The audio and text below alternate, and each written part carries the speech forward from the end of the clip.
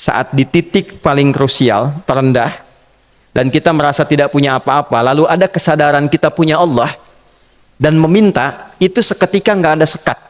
Langsung dijawab. Seketika. Nah, karena itu, biasanya di momen tertentu, setiap kita itu pasti mengalami peristiwa itu. Apapun bentuknya.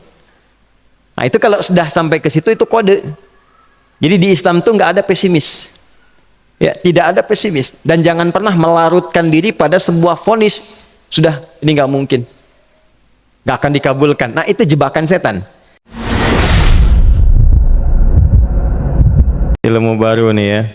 Ada sedekah mentok, ada orang sudah mentok baru sedekah gitu ya. Ya, jadi saya berikan rumusan Qur'annya. Sebetulnya itu standar. Yang paling standar di dalam ujian Allah kepada manusia, supaya ada nilai rasa dalam diri kita bahwa kita itu punya Allah. Itu poin tertingginya. Nah biasanya pada titik-titik tertentu oleh Allah itu dihilangkan semua potensi-potensi dari makhluk, sehingga kita bisa merasakan kenikmatan langsung untuk berinteraksi dan mendapatkan anugerah dari Allah. Itu titik tertingginya. Sambil contoh begini, Nabi Zakaria itu yang paling viral di Al-Quran, salah satunya divonis oleh manusia tidak akan mungkin punya keturunan. Secara klinis mustahil, karena istrinya divonis monofus dan mandul. Secara medis semua sudah angkat tangan. Tapi apa yang dilakukan? Nanti ini akan melahirkan rumus di Quran surah kelima Al-Ma'idah ayat 35. Nanti jadi rumus standar dari apa yang dialami oleh beliau ini.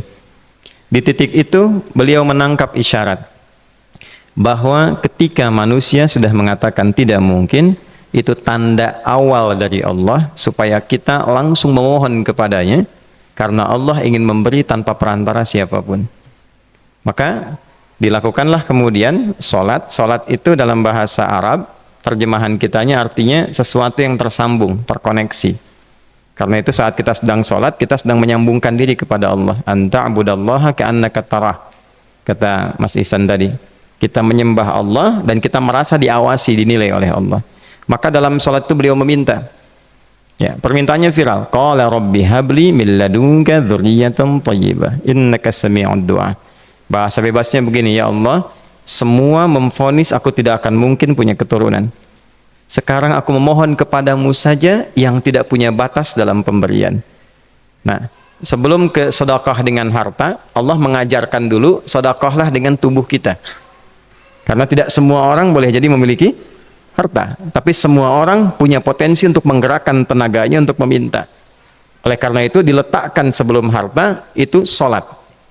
Kenapa rukun Islam yang kedua sholat, selanjutnya zakat? Karena tidak semua orang bisa mengeluarkan harta. Kalau tidak ada satu pun mentok di harta, maka gunakan tubuh kita untuk menunaikan sholat. Itu rumus Nabi Zakaria. Maka beliau tunaikan di mihrabnya Maryam, minta ke Allah. Rumus kedua, sebut nama Allah, Asmaul Husna, sesuai kebutuhan kita. Jadi nggak harus 99. Misal, ini mau menuntut ilmu, sekolah, sebut ya Allah ya Alim, pemilik ilmu.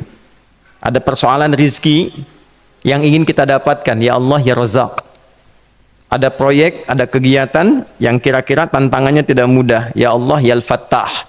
Ini beliau minta karena divonis tidak mungkin, maka meminta kepada Allah dengan nama pemberian tanpa batas, namanya Wahhab. Disingkatnya Hab.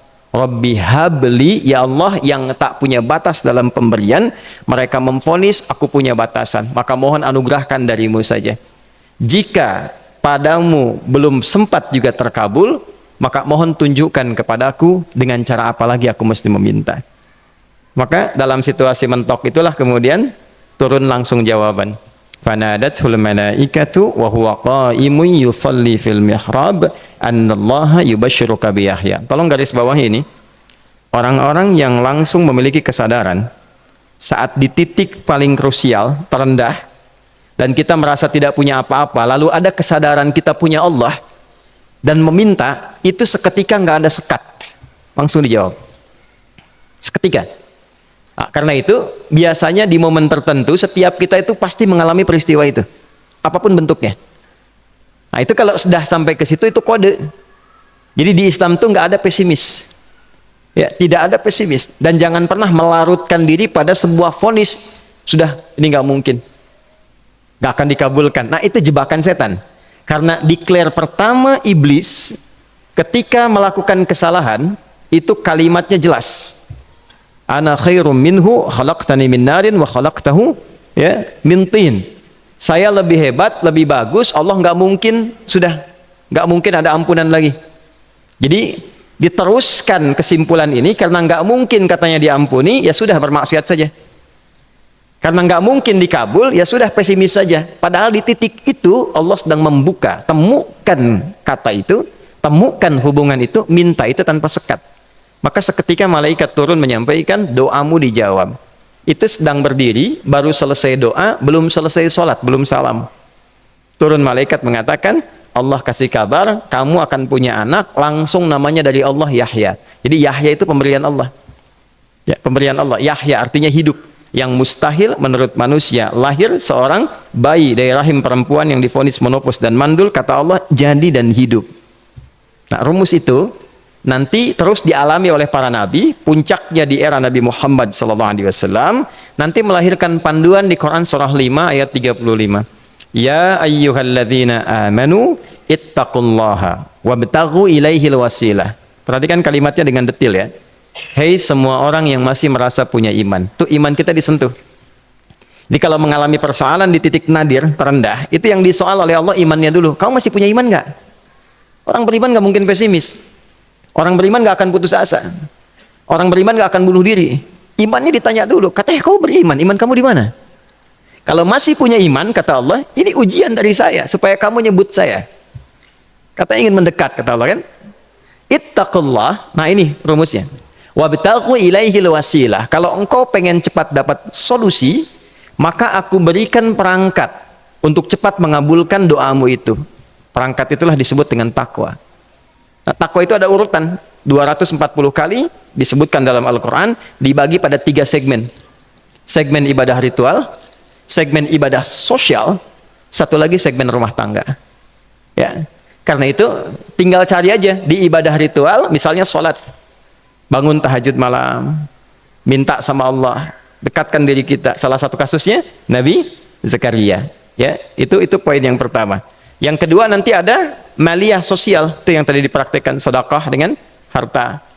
Ya, tidak harus banyak, yang penting Allah minta apa, ikhtiarkan, nggak akan dilihat berapapun nilainya. Yang dilihat itu ada nggak kemampuan mengimplementasikan imannya, itu poinnya.